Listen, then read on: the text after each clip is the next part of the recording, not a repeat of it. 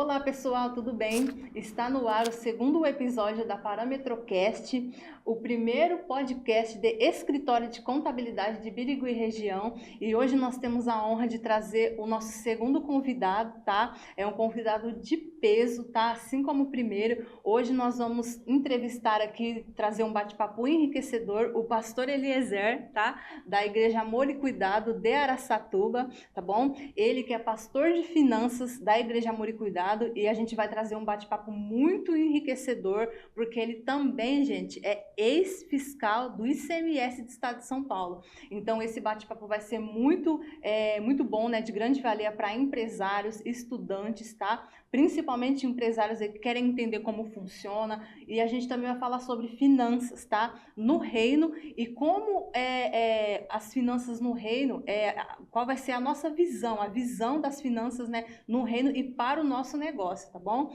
Então, pastor, seja muito bem-vindo, tá bom? Eu acredito que esse episódio, né, vai ser de grande valia mesmo, tá? A gente está muito feliz aqui de trazer o senhor. A Gi, né, a esposa dele está aqui nos bastidores, né, tá aqui acompanhando também, e eu acredito que será uma grande conversa, né, um grande bate-papo que vai nos ensinar muito. Muito prazer, viu, pastor? Prazer, eu que agradeço o convite e estamos aqui à disposição.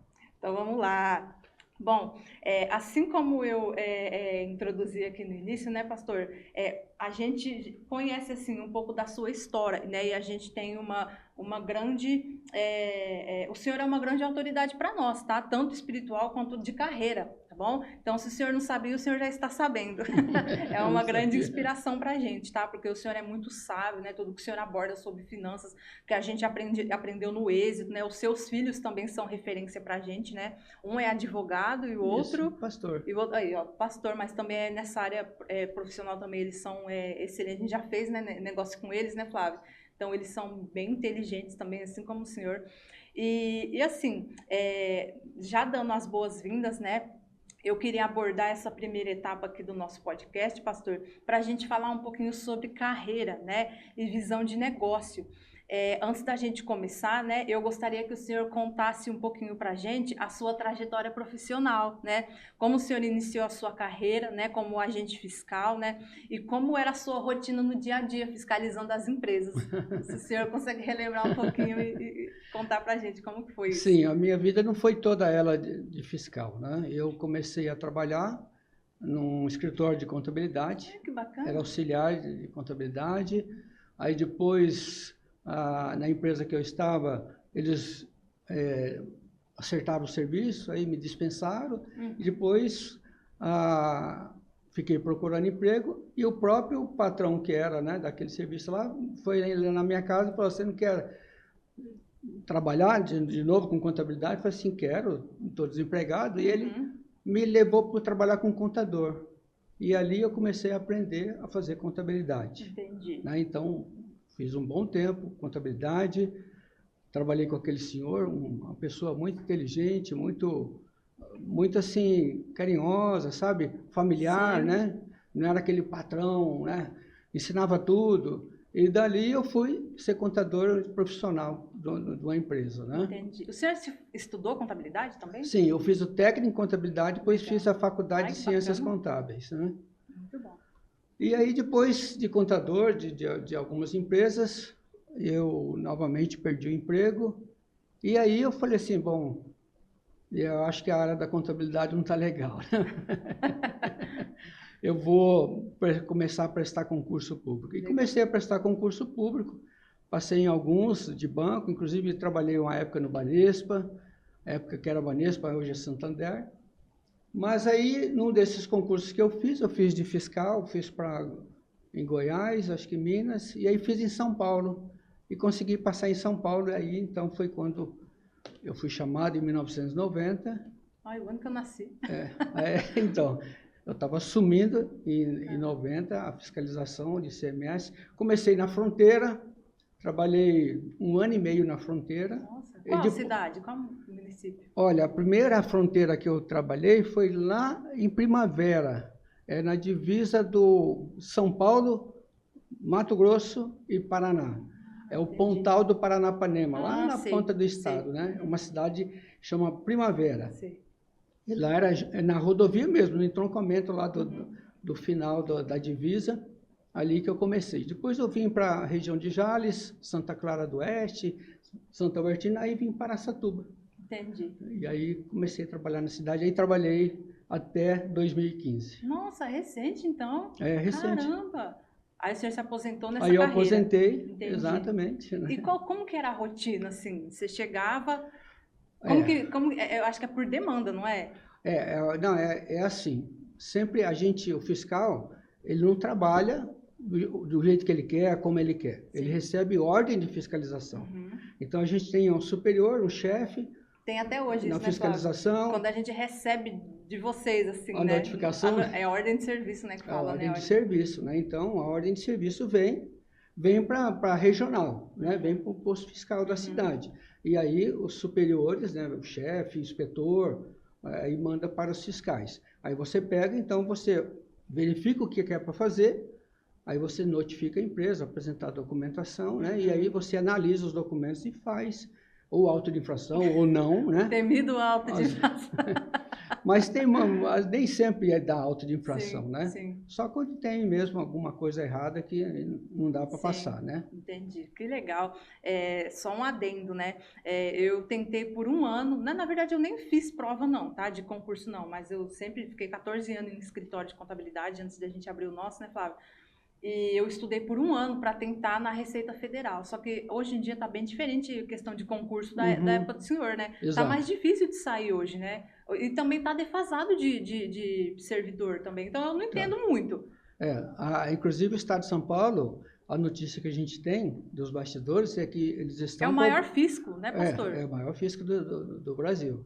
Então, deve haver um concurso público para fiscal do Estado já por esse ano, máximo. Fiscal do Estado de São Paulo é um sonho. Então, vai ter. Sim. Vai ter, né? Agora, as matérias que são diferentes, eu tive, inclusive... Sim, da Receita para o Estado é diferente, porque tem a legislação do Estado, né? A legislação do Estado é diferente. São Paulo, né? Só Jesus na causa, ICMS. É muita coisa, né? É muita coisa, né? É bastante. Mas aí eu tentei por um ano, eu estudei por um ano, muitos cursos, livros, né? Nossa, eu comprava aqueles vademecum lá e, meu Deus... Mas foi muito bom para mim, porque eu fazia a rotina de trabalhar em escritório, eu fazia pós-graduação e estudava para concurso, né? Meu Deus, o Flávio se compreendeu muito bem essa época. Mas conhecimento ninguém tira da gente, né, pastor? Exatamente. Então, foi muito bom, porque foi a época que eu mais me desenvolvi no escritório, quando eu comecei a estudar para concurso. Porque as coisas que eu lia de fiscalização, eu atendia o cliente e eu falava para eles ali. O que eu aprendia nas leis, né? Então, mais do que até na faculdade. Aí eu fui crescendo no escritório, aí eu falei, não vou prestar mais não, porque não fazia mais sentido. Mas conhecimento não se tira, então foi muito bacana. E qual que era, mais ou menos assim, pastor? Você chegava a fazer a fiscalização em loco, né, na empresa? Sim. Porque hoje em dia não tem isso, a gente recebe no e-mail. Exatamente, né? Mas eu cheguei a pegar, a gente saía e às vezes assim, tinha uma denúncia. De uma empresa que estava sonegando, alguma denúncia, né? Aí o que acontece? Vinha a ordem de fiscalização para você ir logo. Você ia lá, às vezes ia 2, 3 fiscais, né? Entendi. E chegava lá, falava, nós estamos aqui, mostrava a ordem de fiscalização, nos identificava. Vocês iam em 2, 3 fiscais? Nossa, olha o medo do empresário. Então, quando era uma fiscalização de rotina... E uniformizadinho, tudo ou não? Com a roupa de vocês mesmo? Não, com a roupa nossa mesmo, entendi. né? Até porque não pode, né? Não, tem. Quando a gente trabalhava da fronteira, por exemplo, a gente tinha um colete. E aqui na cidade, quando a gente ia trabalhar, às vezes, na estrada, fazer um volante, a gente chamava de volante, né? Você fica na estrada, em um determinado ponto, e os caminhões que passam, você para e pede a nota fiscal das mercadorias, né? Aquilo ali se chama volante. Ali a gente ia de colete, para se identificar na estrada, né? Bacana. Mas quando ia na empresa, não precisava, não. Aí não usava. Entendi. Legal.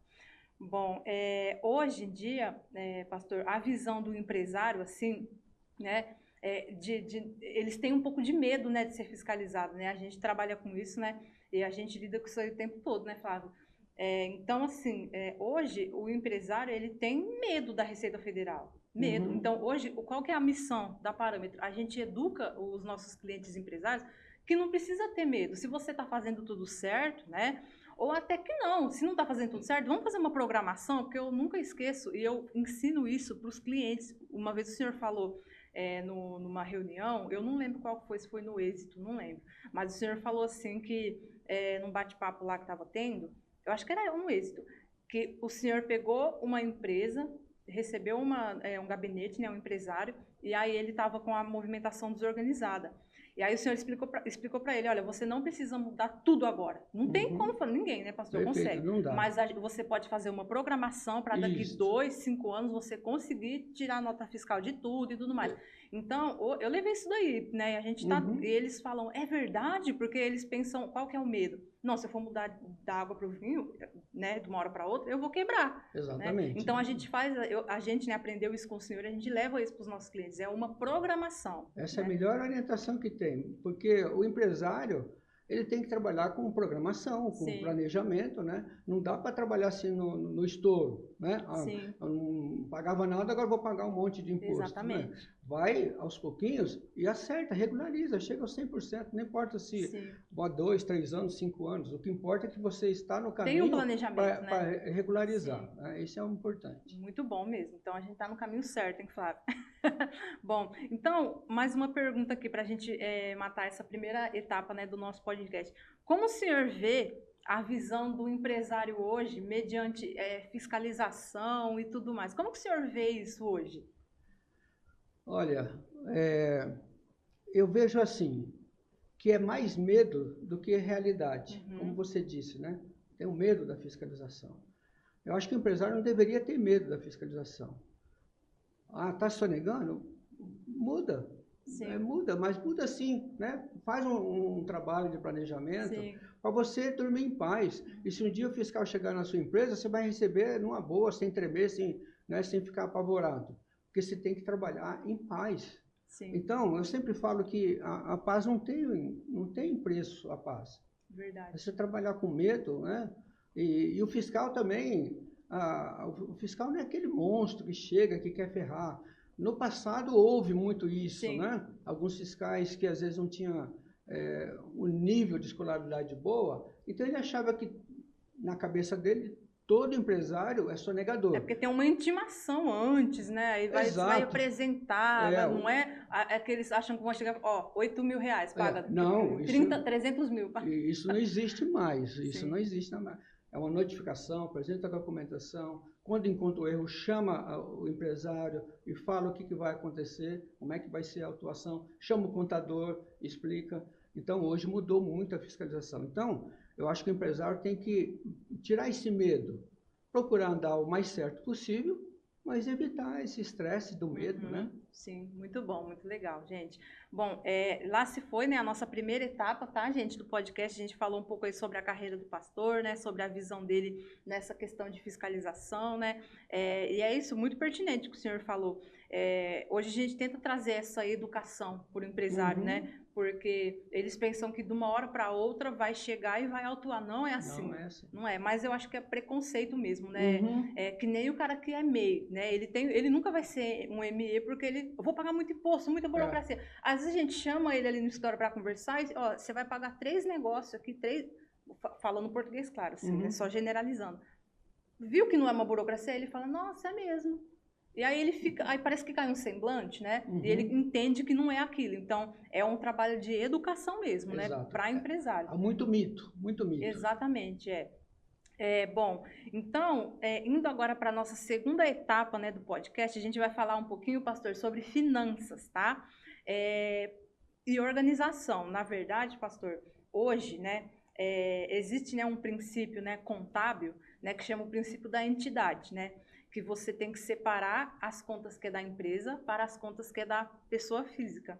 Hoje é o maior tabu dos empresários isso daí, né?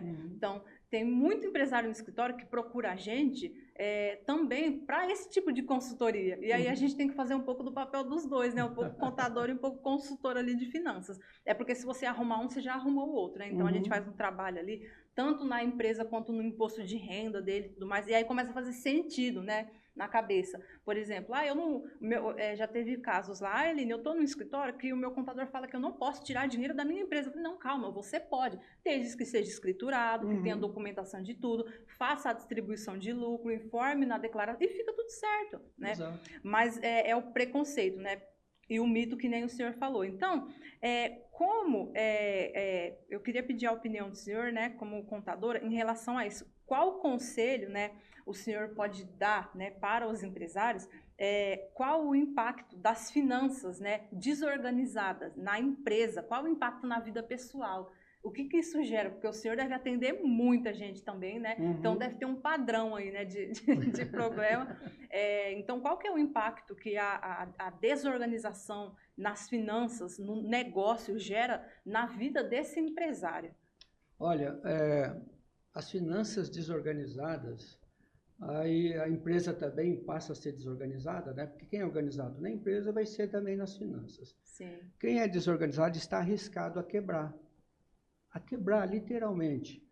E eu vou dar um exemplo aqui de um amigo meu que tinha uma loja em Araçatuba, pequenininha, depois ele cresceu, foi para o Calçadão, cresceu a loja dele, depois ele abriu loja em Guararapes, Birigui, Penápolis, e um dia eu conversando com ele no Calçadão, eu falei para ele, como é que está a empresa? E aí, tá tudo bem, tá tudo ótimo.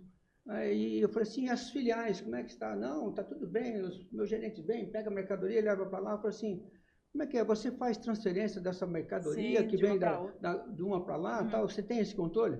Não, eu confio nos meus gerentes. O meu gerente vem com o carro, enche a Kombi, leva a mercadoria para lá. É uma coisa só, a empresa é só minha. Uhum. Eu falei assim, e as finanças, o seu dinheiro lá na empresa, né? Meu cofre fica aberto. Meus filhos vão lá, pegam o que quer, tal. Eu falei assim, ô fulano, não faz isso não. Aquilo que você não controla, você está fadado a perder. Sim. E falei, eu vou te falar com todo carinho, porque você é meu amigo, mas olha, os seus gerentes, quando virem aqui, faz nota fiscal do que vai para lá, controla esse estoque. Será que esse estoque vai para a loja mesmo? Não vem? Outra coisa, seus filhos, coloca a mesada para os seus filhos e você tira e dá o valor para eles aprenderem a controlar finanças e tal. Uhum. Não vou fazer isso não, já se viu tudo gente de confiança.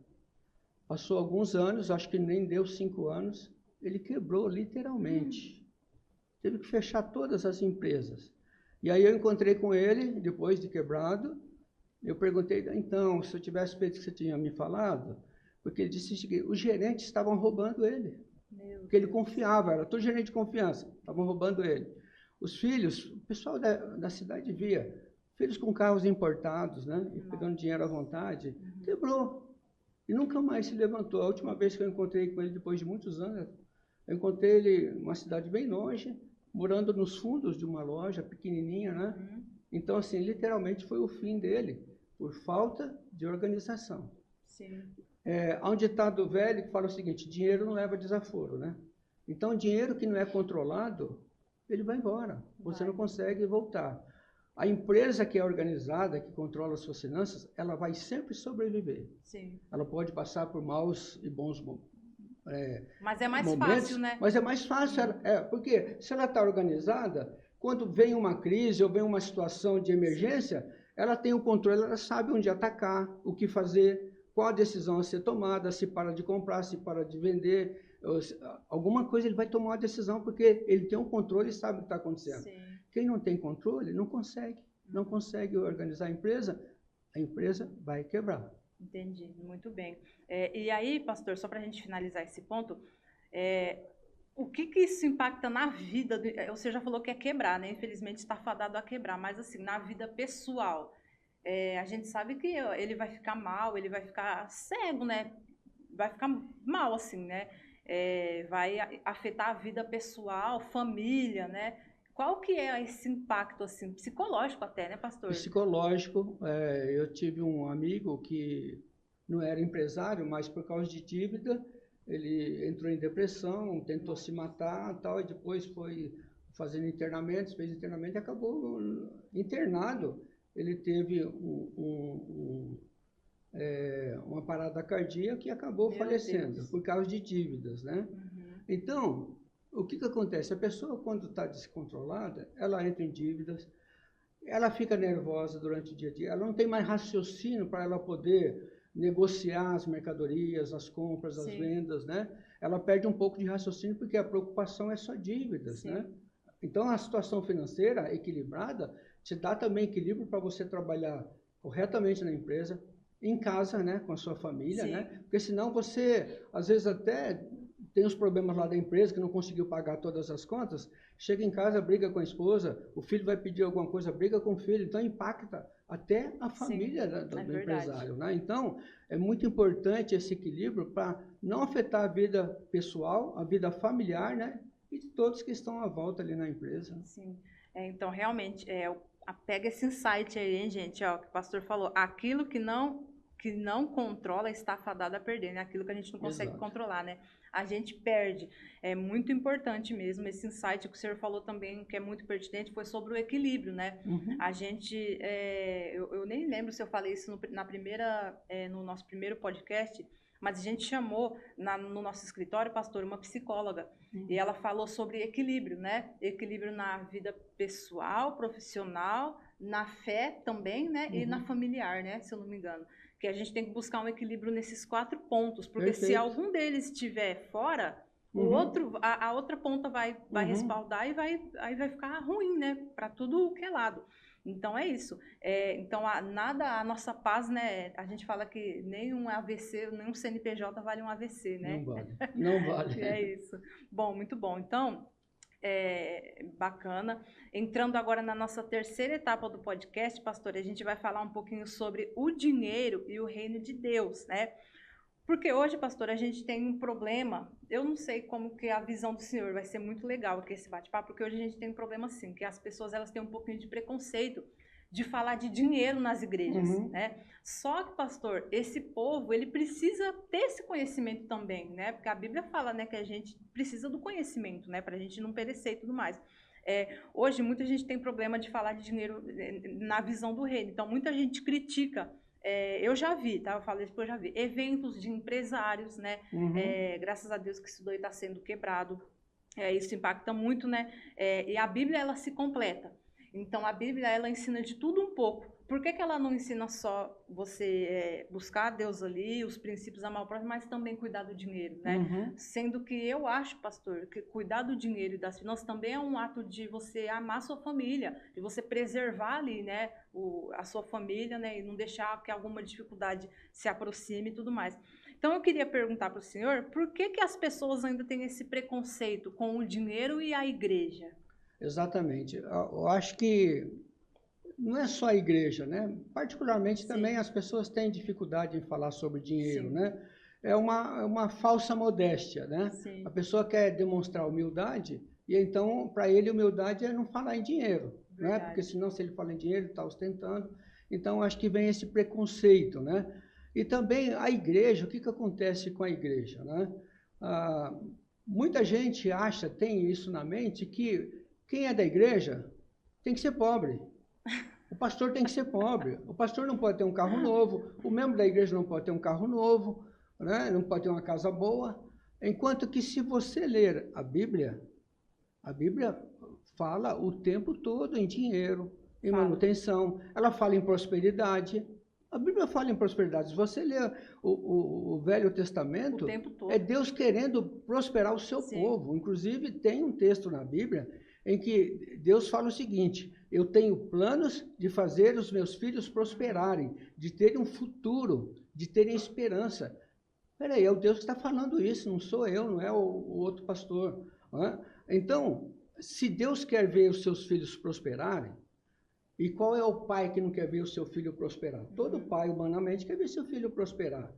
O problema que acontece é o seguinte: essa separação entre prosperar e ficar rico. Né? Então, a riqueza traz aquele trauma, né, nas pessoas, o medo de ficar rico, o que vai falar, o que vai responder. Não. Se você enriquece licitamente, através do seu trabalho, qual que é o mal nisso? Deus não abençoa? Abençoa, sim. Agora, se você quiser ficar rico a todo custo, não importa como, aí é onde está o erro.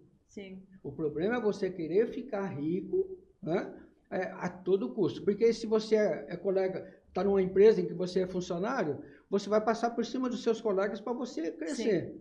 Se você é empresário, você vai, talvez, de repente, até fazer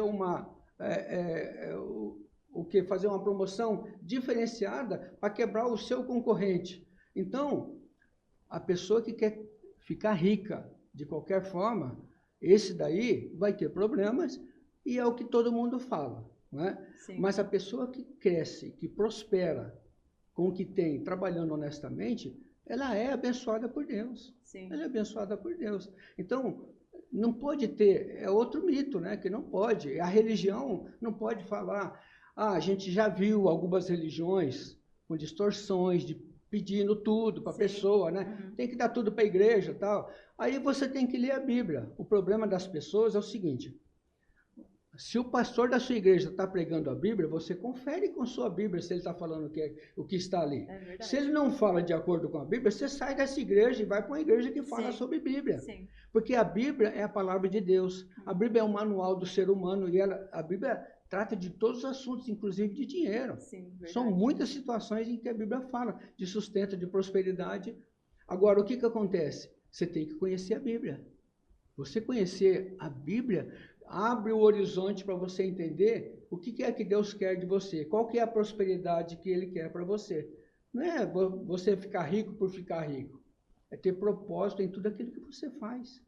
Graças a Deus, a nossa igreja, o nosso pastor e bispo, Marcelo Toschi, uma vez a cada um ano, a cada 2 anos, ele faz uma série de mensagens, Uma Vida Abençoada, em que a gente estuda o livro, em que ali fala os versículos bíblicos, Deus falando, exemplos de pastores, de igrejas que cresceram, fazendo o quê? Fazendo o bem, doando dinheiro para as pessoas, abençoando vidas, com presentes, com ofertas. Então, se não fosse da vontade de Deus, essas pessoas também não iriam prosperar. Essas igrejas não iriam prosperar. É verdade. Então, é tirar esse mito. Se Deus estivesse pesando a mão ali. Exatamente, não é? É verdade, pastor. Foi bom o senhor ter falado que a cada um ano a gente tem, mesmo na igreja, Uma Vida Abençoada, a série de mensagens. Fantástica, né? Eu conheço amigas que prosperaram muito, mas assim, milagres mesmo, nessa série. Por quê? Porque leu o livro, estudou e teve o conhecimento que não foi acessado antes. Exatamente. Agora me fala, e se não ensinar de dinheiro para esse povo? Exatamente. É onde às vezes a pessoa cresce sem saber o que faz com o dinheiro, com vergonha de ter dinheiro, com vergonha de prosperar, né? E aí fica aquela vida ridícula, né? Sim. Tá porque errado. não pode falar de dinheiro dentro da igreja. Não pode falar de dinheiro dentro da igreja. O dinheiro foi Deus que instituiu, né? E Ele fala que é para levar para o templo, para a igreja dele, né? Sim. Tem uma série também, né, na igreja que faz todo ano, que é o Semeando, né, pastor? Exato, o Semeando. O senhor quer falar um pouquinho do Semeando? Porque para mim, assim, foi algo que mudou a nossa vida, né, Flávio? Porque eu lembro que para a gente abrir o nosso escritório, que era algo que estava no nosso coração, pastor, eu fiz uma oferta de R$50. E era o que eu tinha na época, né? A gente ofertou R$50 e eu falei pro Flávio, falei, olha, isso daqui é a única coisa que tem na carteira e é o nosso escritório, nossa empresa que vai realizar o sonho nosso e de outras pessoas. Eu ofertei. Não deu um mês e a gente já estava, né, Flávio, com a nossa empresa, né? A nossa empresa pra gente, pastor, é propósito mesmo. Eu sempre falei comigo, se não fosse pra gente abrir mais um escritório, eu não queria, porque tem tanta coisa igual, ficar com problema nada. Não, tem que ser um propósito, é um chamado a empreender, né? O senhor sabe. Então, a gente aprendeu muito no Semeando. Aí, se o senhor puder falar um pouquinho, porque foi um milagre na nossa vida, né, também. E às vezes as pessoas não sabem, né, pastor? O Semeando é algo fantástico, é isso aí. Você presenciou, eu tenho visto na minha vida, e todo ano a gente faz, do dia 1º ao dia 12 de dezembro, né, 12 dias, cada mês a gente profetiza sobre o mês e faz uma oferta. Então, quem está de fora vai falar assim, está chamando o povo para ir lá para dar oferta. 6 horas da manhã, né? para dar oferta. É verdade, viu, Henrique? Agora, veja bem. 6 horas da manhã. Veja bem, Aline, você ofertou R$50 com o propósito de pedir para Deus um escritório. Sim. Quanto vale o seu escritório hoje? Nem se compara. Não é? Todo ano a gente tem esses testemunhos de pessoas que profetizaram, pessoas que fizeram um propósito diante de Deus de dar uma oferta. Quantos lá deram o envelope vazio, porque não tinha dinheiro, mas falaram, Deus, um dia eu quero ofertar, eu não tenho hoje, mas eu quero. E Deus abençoou essas vidas, e hoje elas podem ofertar e estão prósperas. Então, é um momento em que a pessoa busca Deus, né, para fazer uma oferta e para pedir para Ele um sonho que você tem, e Deus olha o quê? O coração. Sim. Nós, os homens, temos esse problema também, né? o que é 50 reais, o que é 2 reais, o que é 1 real. Mas Deus, na sua infinita Sabedoria, bondade, sabedoria, né? na sua infinita consciência, né? Ele consegue enxergar o seu coração lá dentro. Tanto é que Jesus, certa vez, ele está no templo, olhando as pessoas entregarem as ofertas, e fala, o texto fala, que haviam várias pessoas que traziam ricos e jogavam muitas moedas na caixa de moedas. Jesus chama os discípulos e mostra uma viúva que deu 2 moedinhas. Sim. O texto fala 2 moedinhas, mas era tudo o que ela possuía para sobreviver. Então, na realidade, o que Jesus viu ali? Ele não viu as 2 moedinhas e a quantidade das outras moedas. Ele viu o coração dela. Sim. Ela deu tudo que ela tinha, verdade. 2 moedinhas. Então, essa situação a gente tem que entender. Quando você entrega algo para Deus, e é do todo o seu coração, Deus vai olhar o seu coração e Ele vai te responder. Sim. Agora, quando faz para as pessoas verem, aí recebe a recompensa das pessoas. Sim, verdade, pastor. Muito bom. Teve vários insights aqui, conforme o senhor foi falando, eu fui anotando alguns, tá? Realmente, a gente falou sobre semeando, sobre uma vida abençoada, né? E uma outra coisa que o senhor falou, que é realmente, se for algo errado, não vai prosperar. O Deus não vai deixar que prospere, tanto na igreja quanto na vida, ninguém, né, na vida das pessoas, porque Deus olha o coração. Só que uma coisa muito legal, né, até puxando sardinha aqui, né, na nossa igreja, é que não só a igreja em si prospera, mas como as pessoas que estão debaixo daquela unção ali prospera também. Exatamente. A gente aprendeu isso desde o Ricardo, né, da FAB, né? Ele falou uma vez pra gente que a unção que está no altar, ela vem soprar a nossa vida também, né? Exatamente. E isso daí foi, eu achei o máximo, porque assim, não é só o nosso templo ali, né? Como está construindo ali algo incrível para as pessoas, a gente vê a escola das crianças, né, a BAC crescendo e tudo mais, mas aquilo é para a nossa vida também. E a gente abençoando a igreja, né, é um orgulho para nós, porque é o dinheiro nosso que a gente colocou. Exato. Então é maravilhoso e Deus faz com todos isso, né? Então não é só na igreja, é em todo mundo, né? Só em todos, porque a unção é repartida, né? Sim. O nosso bispo faz questão de falar que ele traz a unção para repartir para com o povo, né? Sim. Os ensinamentos é para o povo ser abençoado e o povo ser próspero também, né? Então ele ensina aquilo que vai te levar o quê?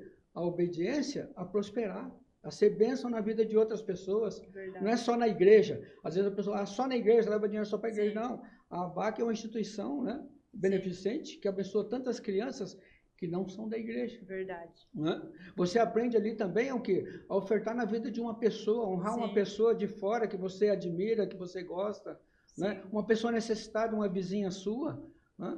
Então, o objetivo é você viver uma vida que glorifica a Deus. O dinheiro que você tem não é só para você gastar, é para você semear em vidas, semear no reino. Por isso que você prospera, porque Deus vê você agindo, aquele dinheiro que você recebeu, que vem de Deus, você reconhece que vem de Deus, abençoa a igreja, abençoa pessoas. O que é isso? É glorificar o nome de Deus. Sim, verdade, muito bom. E só fazer um adendo aqui, tem um livro, inclusive, lá na Bookstore, que eu li, e o pastor Marcelo também já indicou. É um livro verde, eu acho que é do pastor de finanças da Bethel, chama Riqueza, Pobreza e Prosperidade. É um livro incrível, assim. Se vocês quiserem, tá? Eu vou até deixar na descrição aqui desse vídeo.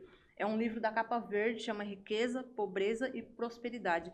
Eu aprendi mais a fundo, assim, sobre dinheiro no reino, lendo esse livro, tá? O autor é o pastor de finanças da Bethel. E o livro inteiro, eu descobri que a Bíblia toda, ela fala ali sobre o dinheiro. Mas quem não tem uma mentalidade também, pastor, vai ver isso aqui que eu tô falando e vai falar, lá, né?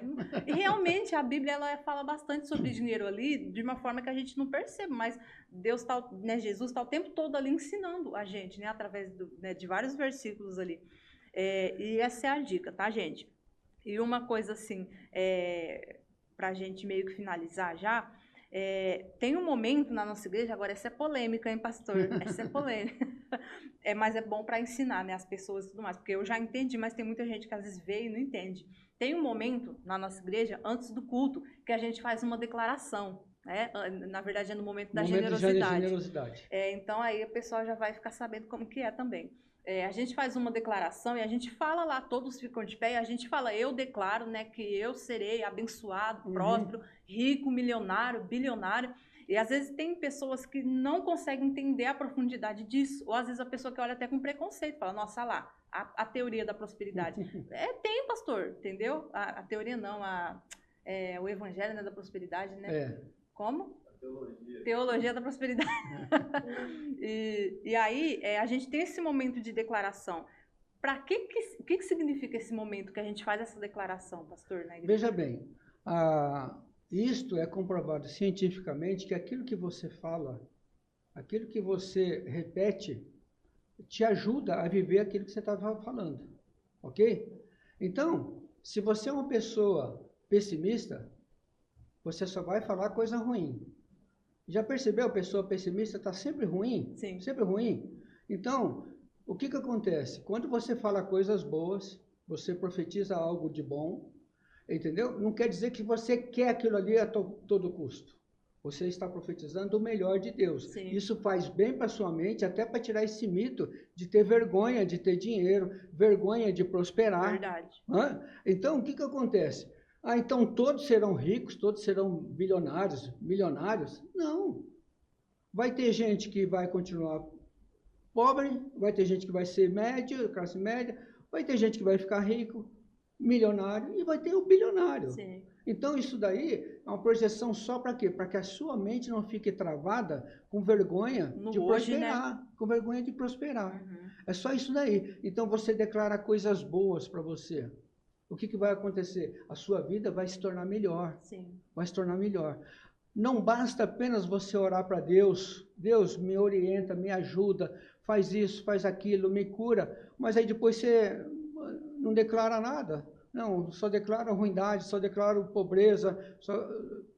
Então, você precisa trabalhar o quê? A sua mente. Sim.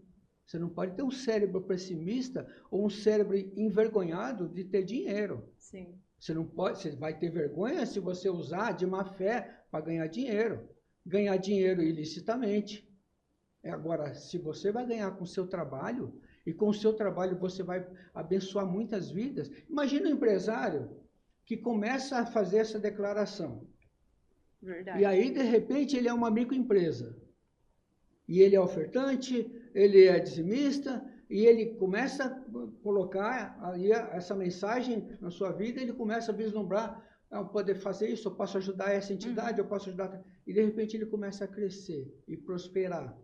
Quantas vidas serão abençoadas por aquela pessoa que acreditou naquela declaração que ele estava fazendo? Verdade.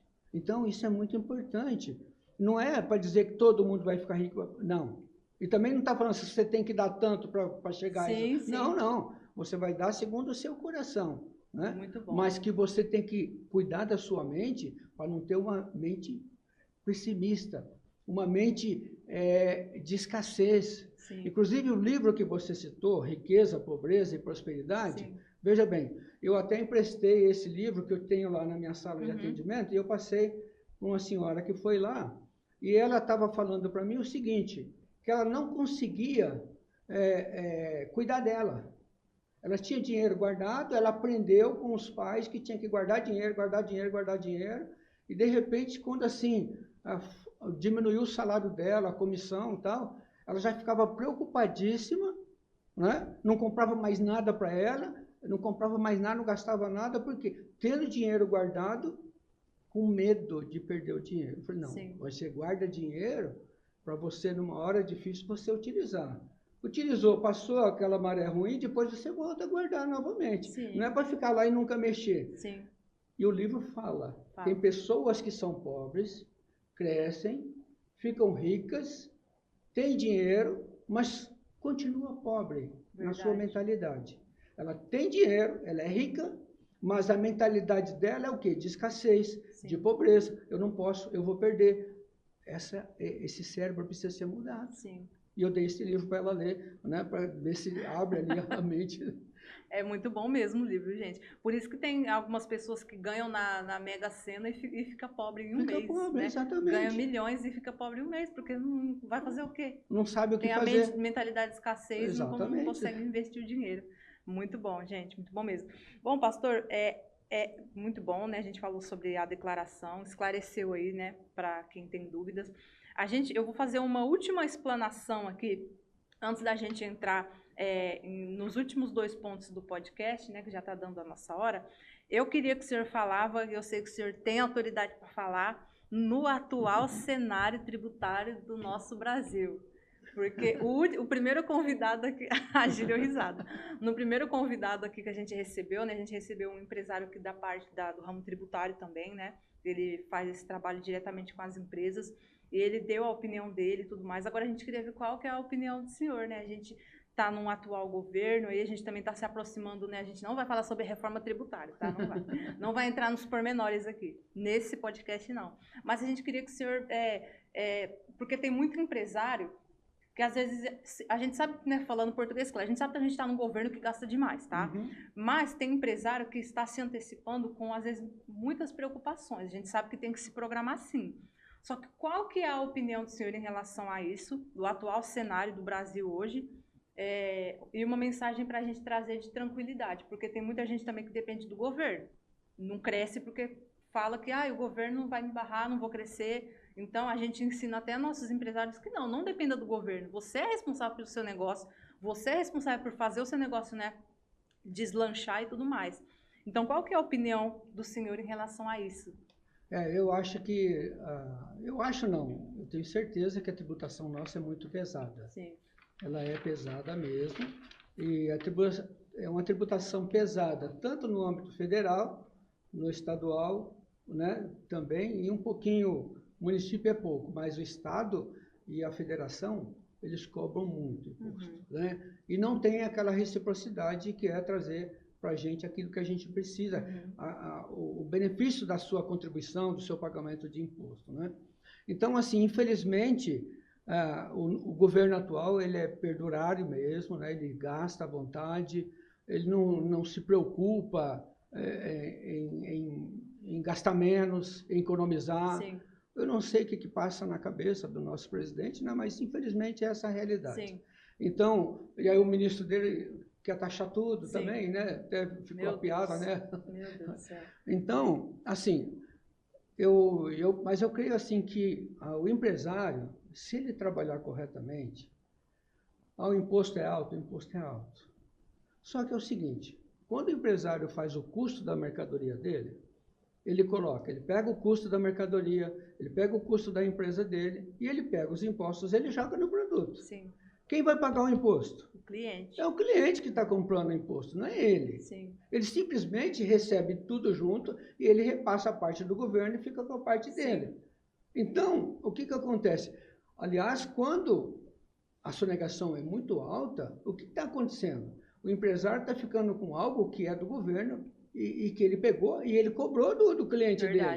Ele está sendo desonesto com o cliente dele. Sim. Que ele pôs o imposto no valor do produto, o cliente pagou o produto e ele pegou e não repassou, né, o imposto.